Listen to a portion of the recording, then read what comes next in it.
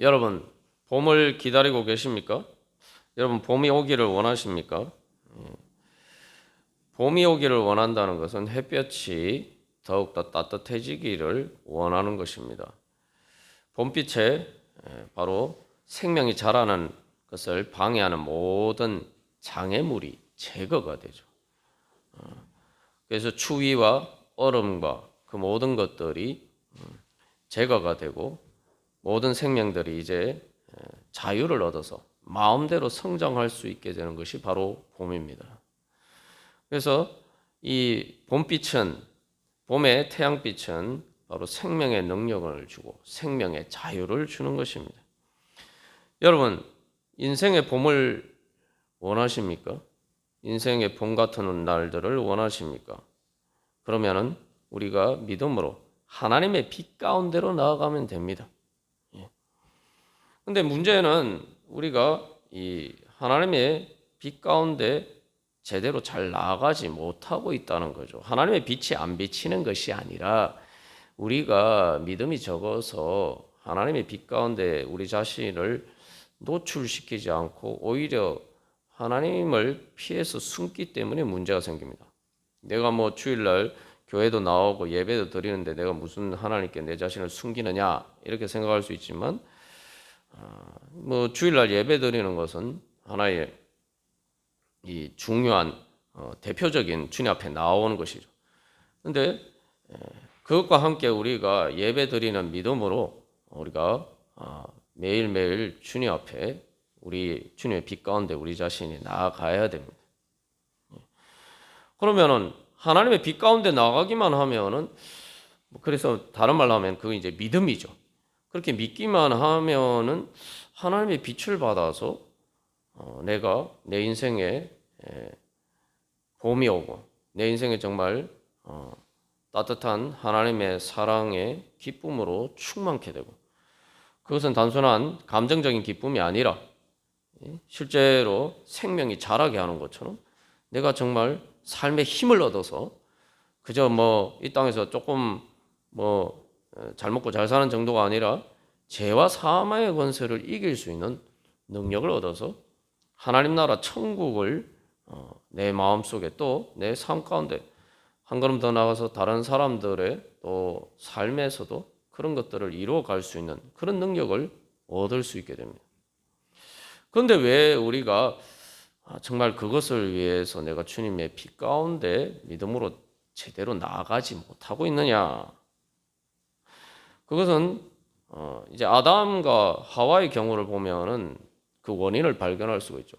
아담과 하와가 하나님께서 부르시는데 왜 그 부르심에 응답하지 않고 그 부르심에 따라서 나아가지 않고 하나님을 피했습니까? 하나님의 부르심은 말씀입니다. 말씀의 빛이에요. 그러니까 그 아담과 하와가 하나님 부르셨을 때에 제대로 잘 나아가지 못하고 또한 그 전에 하나님을 피해서 숨었는가?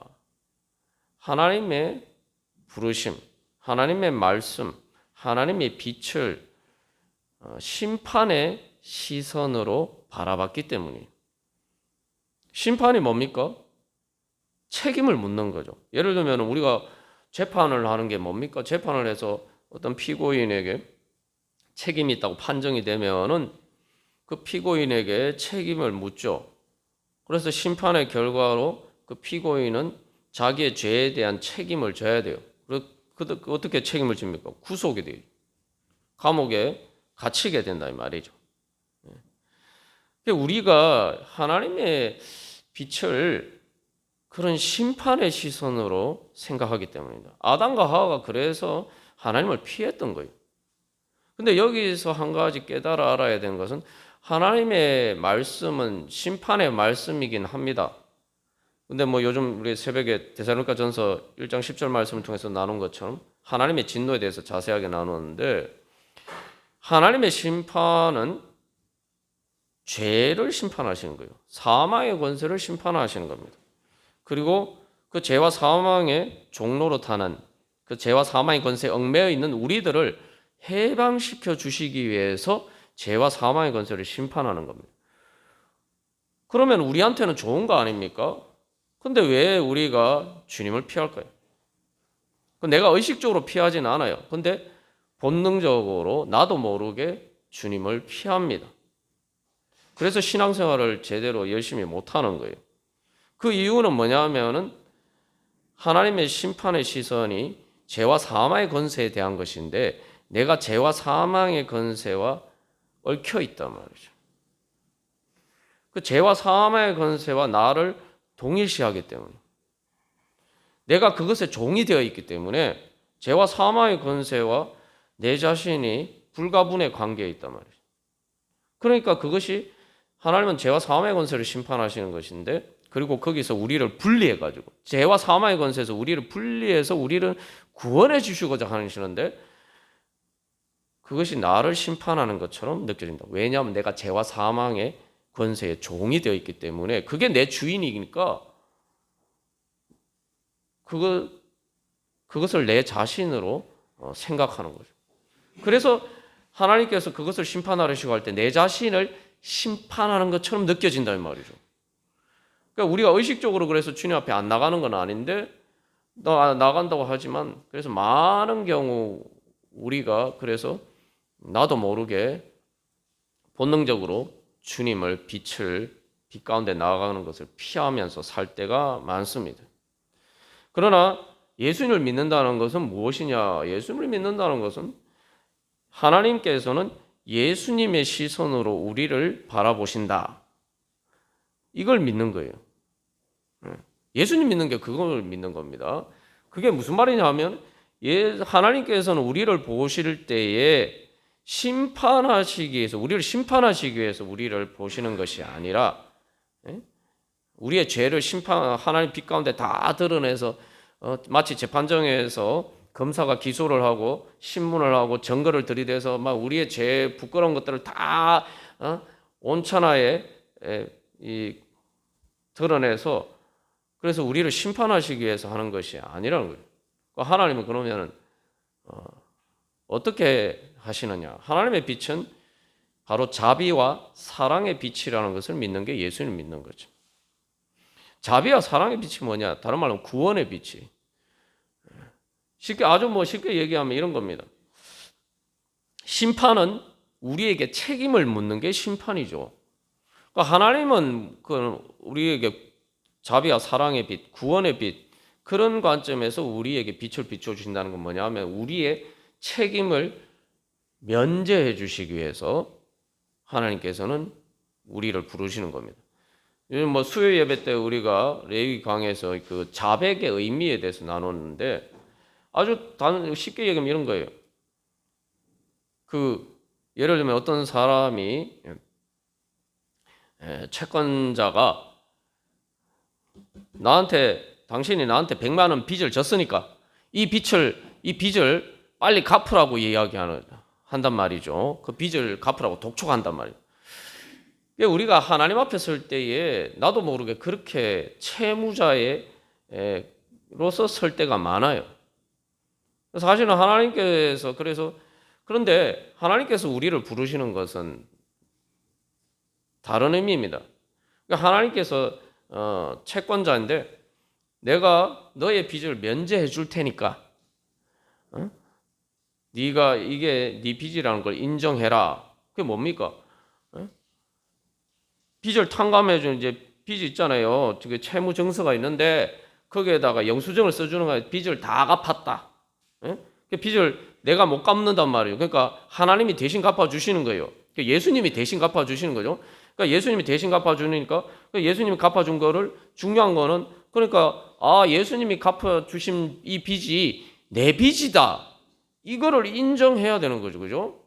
그래야지 내가 그래서 영수증에다가 예수님이 이렇게 그 빚을 100만 원 빚을 갚아주셨는데 그 빚이 내 빚임을 인정합니다 하고 거기다 사인하고 도장을 찍어야 돼요.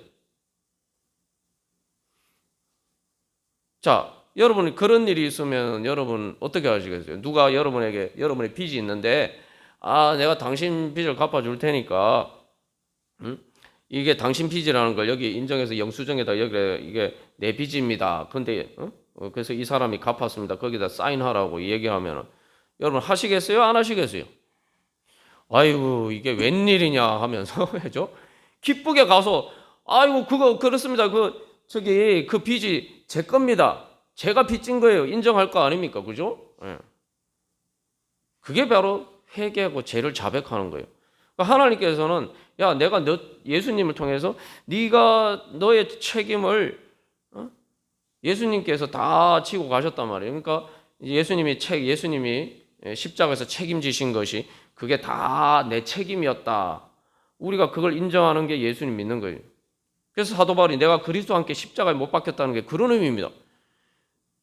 내가 그리스도와 함께 십자가에 못 박혔다는 것은 정말 기쁜 고백이에요.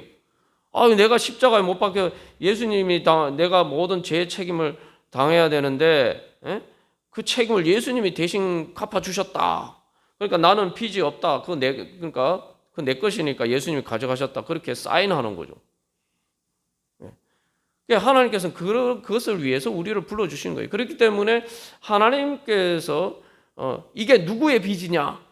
여기 채무가 100만 원이 채무가 있는데 이거 당신 거 맞냐? 라고 이렇게 얘기를 했을 때 이거 너 거 아니냐? 이렇게 말씀하실 때 아이고 그렇습니다 주님 그거 제 겁니다. 이렇게 기쁘게 나가야 되는 거예요. 왜냐하면 주님께서 그래 이게 너 거야? 그러면 내가 이거 빚 없었던 것으로 내가 대신 갚아줄게.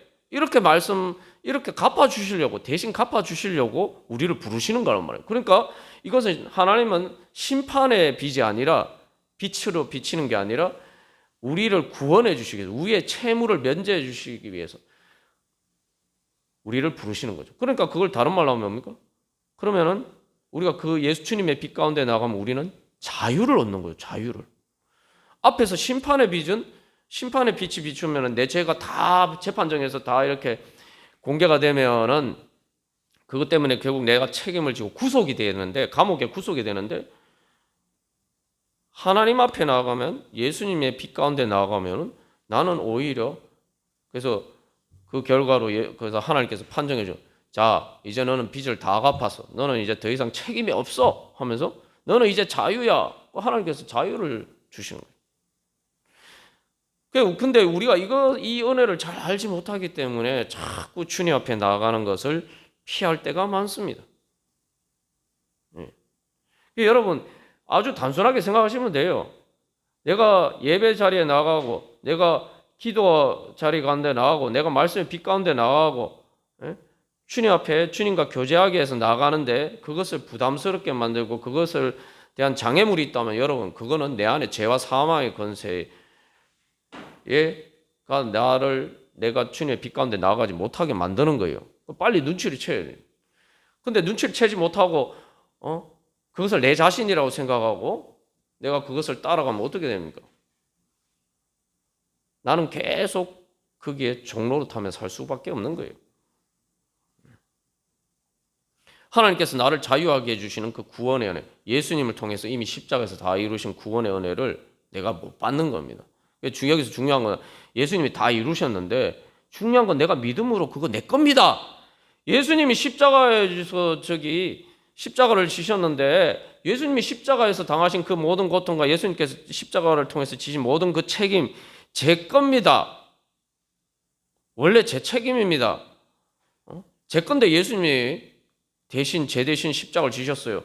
이것을 인정하는 게 믿음이죠. 그렇게 인정하고 해야지 그 예수님이 나를 위해서 십자가를 지신 게 내게 되는 거 아닙니까? 나한테 효력이 미치는 거죠. 그죠? 그래서 여기서 이 하나님의 사랑과 자비와 사랑과 구원의 빛이 뭐냐 하면은 우리가 이게 부모와 자식 간의 관계에 비춰보면 우리 쉽게 알 수가 있어요. 이게 이상하게 우리가 생각해 보면은 저도 마찬가지입니다만 어렸을 때 내가 뭘 잘못했어요. 잘못했거나 이제 내가 예를 들면 도둑질을 했거나 이런 죄가 아니더라도 내한테 부끄러운 일 있잖아요. 학교에서 시험을 쳤는데 성적을 잘 못 받았어요. 예? 성적표를 그래서 막 예전에도 우리가 성적표 학교에서 나눠주면은 어떤 친구들은 이렇게 직직직 끊고 위조도 하고 그런 일도 있었습니다만 그래서 성적표를 보여주는데 내가 성적을 잘 못 받았어요. 그러면은 부모님 또 이제 엄마한테 아빠한테 어떻게 혼날까 막 이런 생각을 하잖아요, 그죠? 예. 뭐 그런 문제들이 있을 때 우리는 그렇게 생각하는데 물론 그것 때문에 부모님이 이제 혼을 내고 야단을 칠 수는 있죠. 근데 근본적으로 그것을 통해서 책임을 물어서 뭐 재판하듯이 그렇게 해서 우리를 정죄하기 위해서 우리 부모님이 그렇게 야단을 칩니까? 아니죠. 부모는 자식이 잘 되기를 원하기 때문에 그래서 그런 문제가 있으면 그런 문제를 해결하기 주기 위해서 그 다음에 이렇게 여러 가지 조치들을 취하는 거죠. 근데 그렇게 부모님이 문제를 해결해 주기 위해서는 우리 문제를 먼저 내놔야 돼요. 인정을 해야 되는 거죠. 근데 우리는 그게 지금 부모님께 야단 맞는 게 두려워서 자꾸 숨깁니다. 그러면 부모님이 우리의 문제를 해결해 줄 수가 없죠. 거기에서 결국은 부모님이 나를 사랑한다. 부모님은 나의 유익을 위해서 자기를 희생하는 분이다. 나를 위해서 자기를 희생하고 헌신하는 분이다. 이 믿음이 있어야 돼요. 그래서 이제 사실은 이제 뭐 인간적으로는 그 사람은 연약해서 또 잘못된 관점에서 이렇게 자식을 야단칠 수 있지만 그래서 성경에서 히브리서 12장에서 하나님 뭐라고 말씀하시면 하나님은 오직 우리의 유익을 위해서 우리를 징계하신다. 하나님은 오직 우리의 유익을 위해 하시는 분이다. 그러니까 하나님께서 우리를 부르시는 것은 우리의 문제를 해결해 주시기 위해서지 우리의 부끄러운 부분들을 책망하고 정죄하시고 심판하시기 위해서 우리를 부르시는 게 아니란 거지. 그래서 우리가 예수님을 믿는 믿음은 뭐냐? 그래서 하나님을 아빠라고 부르는 게 바로 믿음이다. 그게 성령으로 인도함을 받는 것이다. 라고 이야기하는 거예요.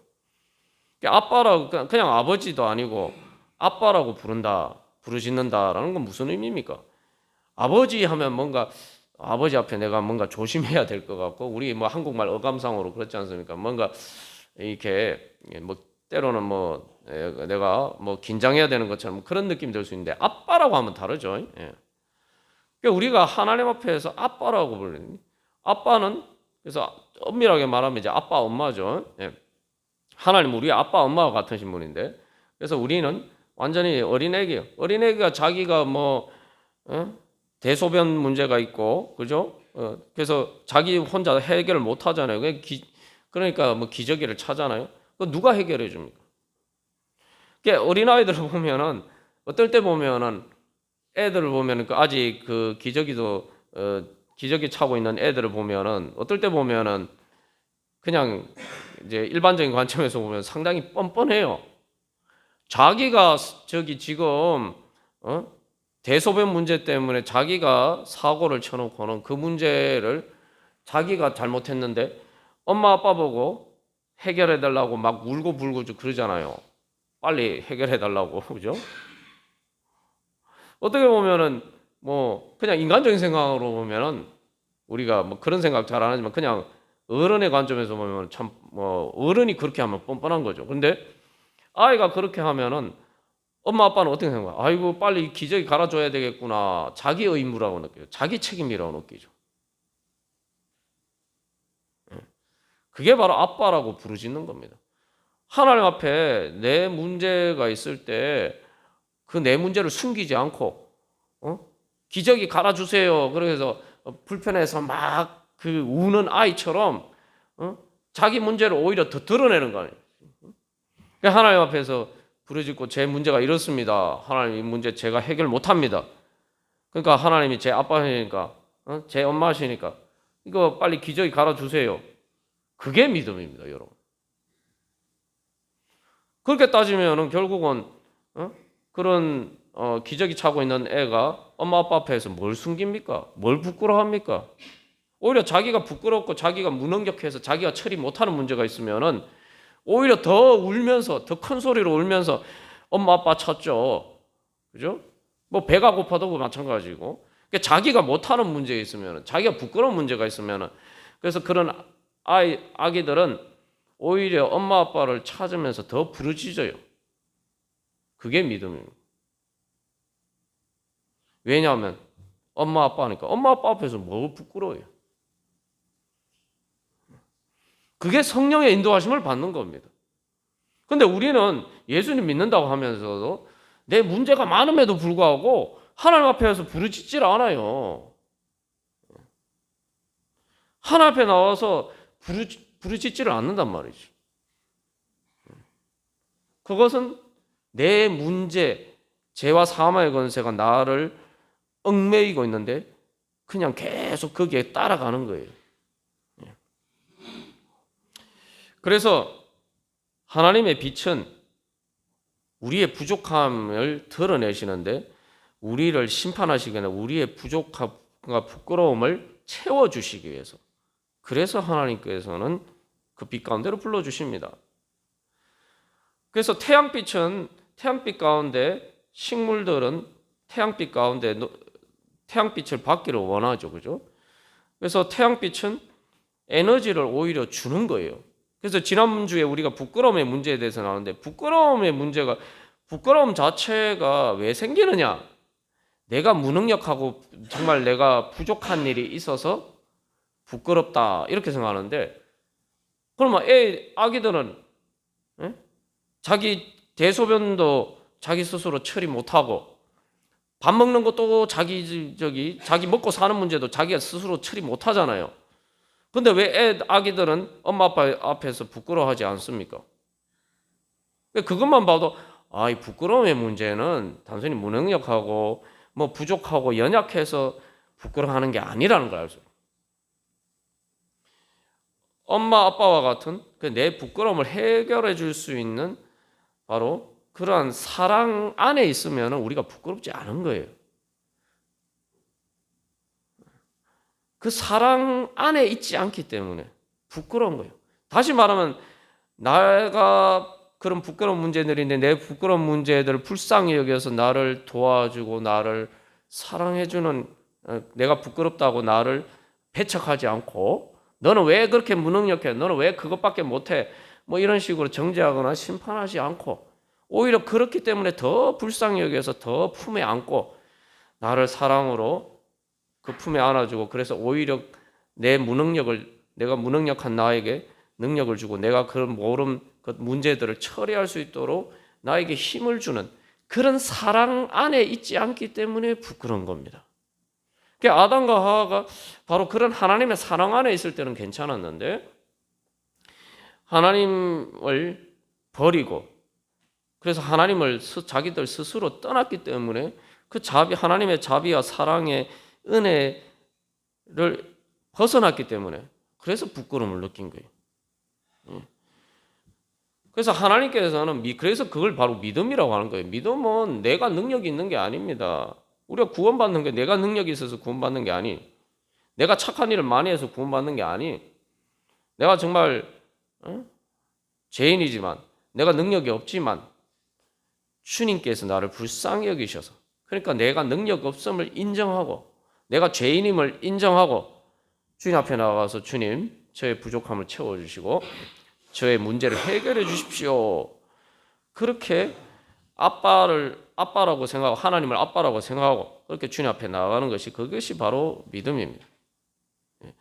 그래서 이 믿음은 제일 먼저 그래서 예수님을 향한 창을 열고 그 예수님의 빛을 조명을 받아야 돼요. 조명을. 그게 바로 믿음입니다.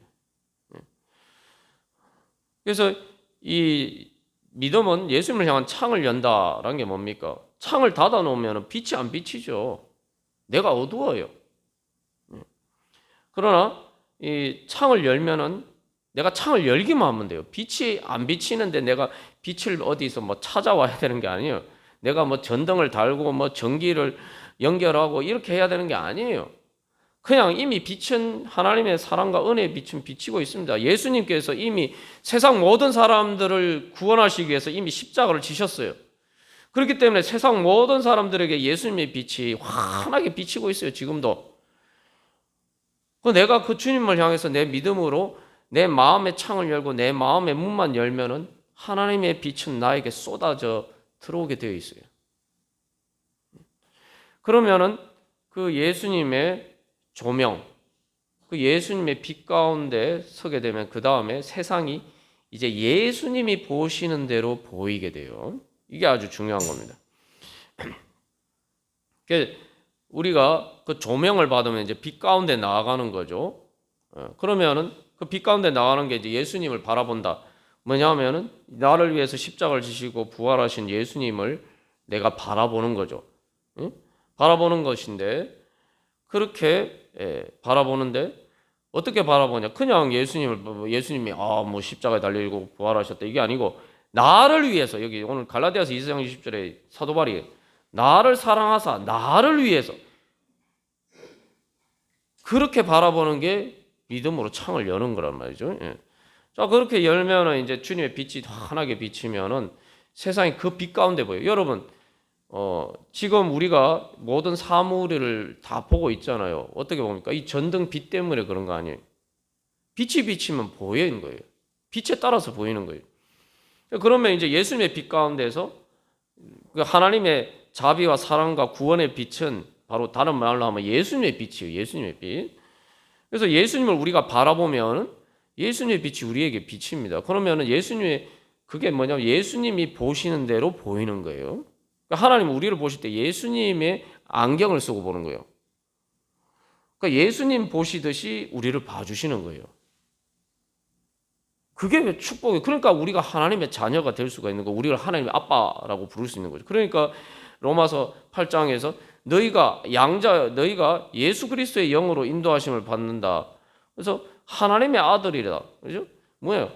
양자 영이라는 건 예수님이 이제 진짜 하나님의 아들은 우리는 원래 하나님의 자녀가 아닌데 진짜 완전한 하나님의 자녀, 성자 하나님이신 예수님의 영을 받으면은 받는다는 것은 하나님께서 우리를 예수님 보시듯이 봐주는 거예요. 자기 독생자를 보시듯이 우리를 자기 딸, 자기 아들로 봐주시는 거예요. 그러니까 그걸 믿고 예수님 그렇게 봐주시는 대로 나도 그러면은 하나님이 날 그렇게 봐주시는 것처럼 나도 저는 그렇게 하나님의 딸이고 하나님의 아들입니다. 그러니까 하나님이 제 아빠입니다. 이렇게 믿음이죠. 이게 바로 그렇게 되면 우리에게 근본적으로 선악과의 원죄의 문제가 해결됩니다.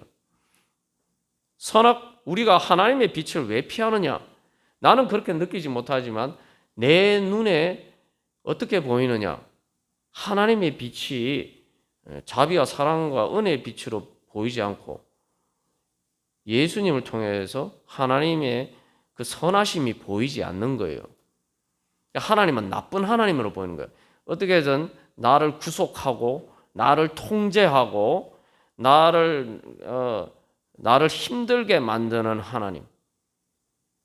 이런 식으로 보이는 거예요. 그건 누가 그렇게 봅니까? 뱀이 그렇게 아담과 하와를 속였잖아요. 야, 하나님이 좋으신 하나님 아니야. 야, 하나님 너희들이 잘 되는 게 싫어서 너희들을 하나님의 종으로 구속하려고 그래서 너희를 쉽게 말하면 하나님이 부려먹으려고 너희들이 하나님과 같이 되지 못하게 하기 위해서 그래서 선악과 먹지 말라고 하는 거야. 하나님 나쁜 하나님이에요. 사실 제가 여러 번 제 자신에 대해서 나눴습니다만 이게 이상한 게 하나님의 사랑을 은혜를 경험하고 예수님의 사랑을 경험하고 그래서 천국도 경험했는데도 불구하고 그때 또 삶의 여러 가지 일들이 부딪히면은 이 마음에 하나님께서 나를 구속하시려고 하신다. 그러니까 구원의 의미에서 구속하시는 게 아니라 그러니까 구속이라는 게 죄에서 우리를 구원해 주시는 속량, 그죠? 구원해 주시는 구속이 아니라 나를 하나님이 얽어매셔서 내 마음대로 못 살게 만들고 내 마음대로 살면 내가 행복할 수 있는데 내가 하나님이 자기 원하는 대로 나를 종처럼 나를 자기 종으로 삼아서 그래서 날 힘들게 만드시려고 나한테는 이익이 없는데 하나님의 뜻을 위해서 나를 그렇게 구속하신다. 이상하게 자꾸 그런 마음이 드는 거예요. 그러니까 하나님께 순종하기가 싫죠. 예. 근데 그게 바로 선악과의 원죄예요. 근데 이제 예수님의 빛 가운데 보게 되면 이게 이제 다른 것보다 그게 바뀌는 거예요. 아, 하나님이 날 사랑하셔서 나에게 자비를 베풀어 주셔 사랑과 은혜를 베풀어 주셔. 쉽게 말하면 오직 나의 유익을 위해서 하나님이 이렇게 말씀하시는구나. 그 하나님의 말씀이 나에게 자비와 사랑과 구원의 빛으로 다가온다 이 말이에요. 그렇게 되면 어떻게 됩니까?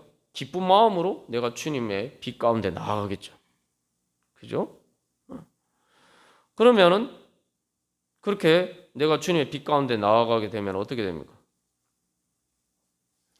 주님의 은혜를 받을 수 있는. 그래서 이제 우리가 그 구체적인 과정을 잘 알아야 되는데 우리가 예수님이 나를 위해서 십자가를 지셨다. 이거 다 잘 알잖아요. 근데 중요한 건 그걸 내가 어떻게 내 자신에게 적용해서 실제로 예수님이 나를 위해서 십자가를 지셨으니까 예수님의 내 모든 문제에서 내가 자유하고 해방되고 그래서 내가 진짜 예수님의 부활의 은혜 그 하나님 나라의 은혜를 내가 실제로 내 삶에서 구체적으로 그 은혜를 누릴 수 있느냐. 우리가 사실 그 예수님이 나를 위해서 십자가를 지셨다.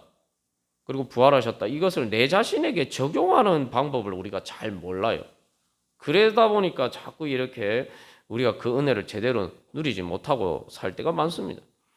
마치 그게 어떤 것이냐면은 우리가 학생들이 이제 수학을 배울 때에 일단 수학 공식을 배우잖아요. 수학 공식을 배워도 수학 공식 안다고 여러분 문제를 다 풀 수 있습니까? 아니죠. 수학 공식을 알아도 수학 문제를 푸는 것은 별개 문제입니다. 수학 공식을 알면 그 공식을 어떻게 적용해서 문제를 풀어가느냐 이걸 이제 계속 익혀가야 되는 거죠.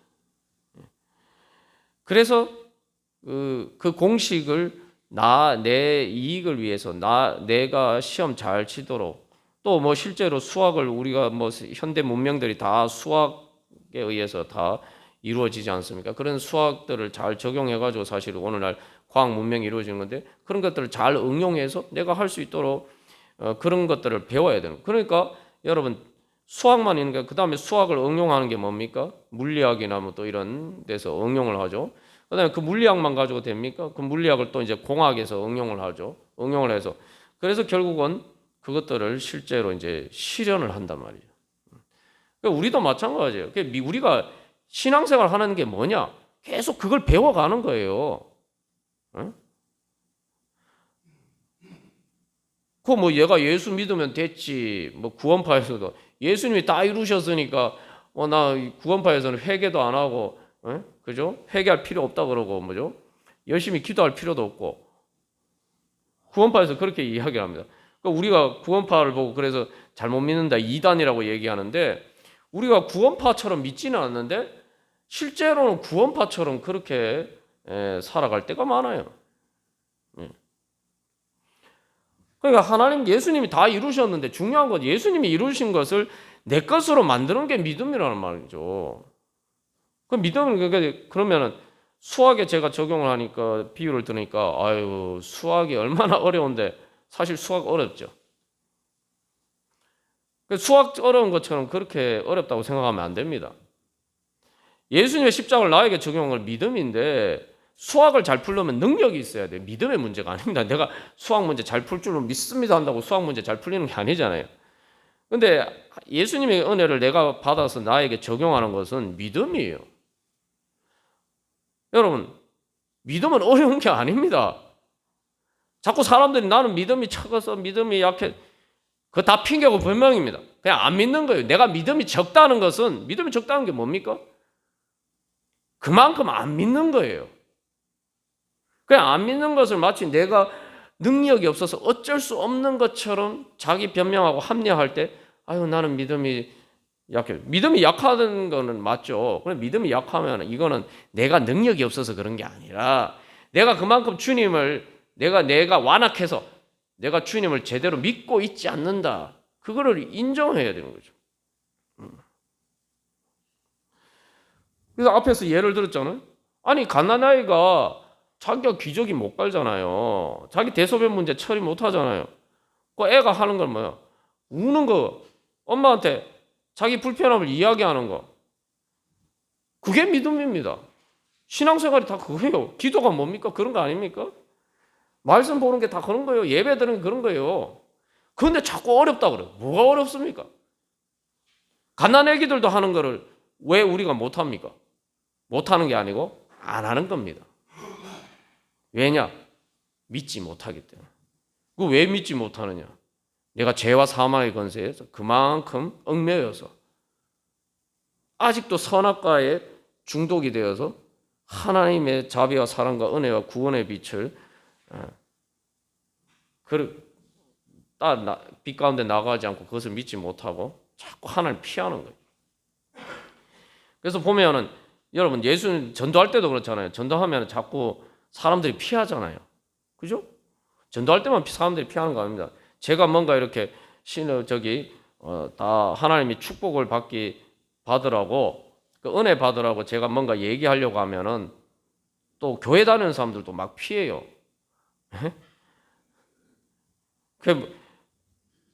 그래서 막 안 만나려고 하고 그런단 말이죠. 한번 제가 사람들 만나서 무슨 겁주려고 하는 것도 아니고 무슨 그죠?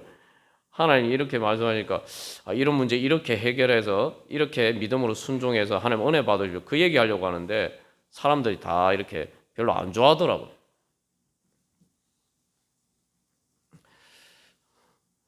우리 애가 믿음이 없어서 그래요. 제 자신도 사실은 그런 부분들이 계속 있음을 발견하게 돼요. 그래서 우리가 믿음으로 주님의 빛 가운데 자꾸 나아가야 돼요. 자, 그래서 결론적으로 우리가 또 사순절 기간은 계속 말씀을 통해서 그 구체적인 방법들을 살펴보겠습니다만, 그래서 원리는 이렇습니다. 자, 예수님 내가 있잖아요. 내가 있는데 예수님을 바라보는 십자가에 달려서 날 위해서 십자가에 달리신 예수님을 바라보는 거예요. 자, 그렇게 예수님을 빛 가운데 나가는 거예요. 빛 가운데 나간 다음에 믿음으로 나아가면은 자, 내 문제가를 예수님이 내 대신 지고 가셨다. 그러니까 뭐예요? 내 책임과 내 문제가 예수님에게 넘어가는 거죠. 그러면은 십자가에 달리신 예수님이 나를 위해서 십자가에 달리신 예수님과 내 자신을 동일시하는 거죠.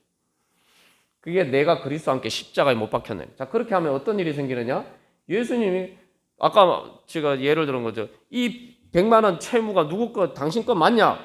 그거 제 거 맞습니다. 그 인정하면 어떻게? 그래서 십자가 달리신 예수님이 날 위해서 십자가 지셨다. 예수님이 십자가에서 지신 책임이 다 그 원래 내 건데 예수님이 책임지신 거다. 이렇게 고백을 하면은 어떻게 됩니까? 그 순간에 내 채무가 예수님에게 넘어가는 거죠. 내 문제가 다 예수님께 넘어가요. 그러니까 나는 십자가 달리신 예수님과 딱 결합이 되면 동시에 내 문제는 예수님에게, 뭔가 내 문제와 내 자신은 분리가 되는 거예요. 그리고 예수님께 넘어가고, 그러면 예수님이 그걸 가져가셔서 십자가에서 처리를 하신단 말이에요. 그러면은 처리를 하시고, 그러면 예수님 부활하신다. 그러면은 이제 그 다음에 부활하신 예수님하고 내하고 이제 하나가 돼요. 그리고 부활하신 예수님의 은혜는 내게 되는 거예요. 그러니까 이 원리를 우리가 잘 알아요. 이게 이제 세례 받을 때 원리예요. 그리고 우리가 신앙생활하는 것도 뭐냐? 계속 그 세례 받을 때 고백을 따라서 계속 내가 예수님과 예수님의 십자가를 날 위해서 십자가를 지시고 부활하신 예수님과 연합하는 거. 그래서 오늘 예배 부름 로마서 6장 5절 말씀처럼 그의 죽으심과 같은 모양으로 연합한 자가 되면 부활과 같은 모양으로 연합한 자도 돼요. 그래서 내가 그리스도와 함께 십자가에 못 박혔다 믿는 믿음을 통해서 내가 이제 예수님 부활하신 것처럼 나도 부활한다. 그게 바로 그 신앙의 공식입니다. 그래서 그 신앙의 공식을 이제 우리에게 어떻게 적용할 것인가 우리 앞으로 또 살펴보겠습니다만, 그래서 이 시간 다시 한번 우리가 결단하면서 주님 앞에 제가 주님의 빛 가운데 제 자신을 드러내기를 원합니다. 어쨌든 주님 앞에 가까이 나가고 더 주님 앞에 나가기를 소망합니다. 그래서 하나님 아빠 아버지라고 부르짖으면서 주님 앞에 제 자신의 모든 것을 다 내려놓고 주님 만나기를 소망합니다. 우리 한 주간 기도문 그런 소망을 가지고 같이 교독하고 우리 같이 기도하겠습니다. 제가 1번 제가 먼저 읽겠습니다. 나와 늘 함께 하시면서 공감해 주시는 예수님과 친구 되게 하소서.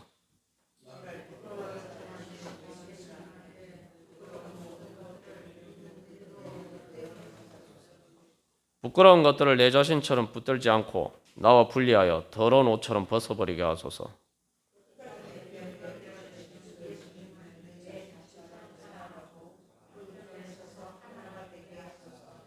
다 함께 읽겠습니다. 예수님께서 봐주시는 것처럼 영광스러운 모습으로 변화시켜 주소서. 우리 함께 기도하겠습니다. 주님, 제가 어린아이처럼 하나님 아빠 아버지라고 부르시면서 주님의 사랑의 빛 가운데 주님 부끄러움 없이 주님 앞에 다 내려놓고 이제 주님께서 그 모든 것들을 해결해 주시기를 소망하면서 믿음으로 나아가기를 바랍니다. 주님 주님의 사랑의 품에 안아 주시옵소서. 우리 함께 기도하겠습니다.